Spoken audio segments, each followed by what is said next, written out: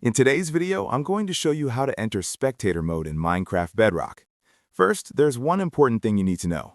To use Spectator Mode in Minecraft Bedrock, your world must have cheats enabled. Enabling cheats slightly affects gameplay, since achievements will be disabled in that world. However, this step is required. To start, go to the main menu and click Play. Then choose the world where you want to enable cheats. Next to that world, click on the pencil icon to open the world settings. On the left side menu, click on Cheats and make sure cheats are turned on by toggling the button. Once cheats are enabled, enter your world. After loading into the world, open the chat and type /game mode spectator. Press Enter and Spectator Mode will be activated successfully.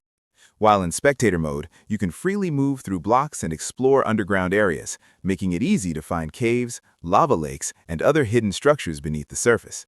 If you want to return to your previous mode, simply open the chat again and type /game mode creative. And that's it.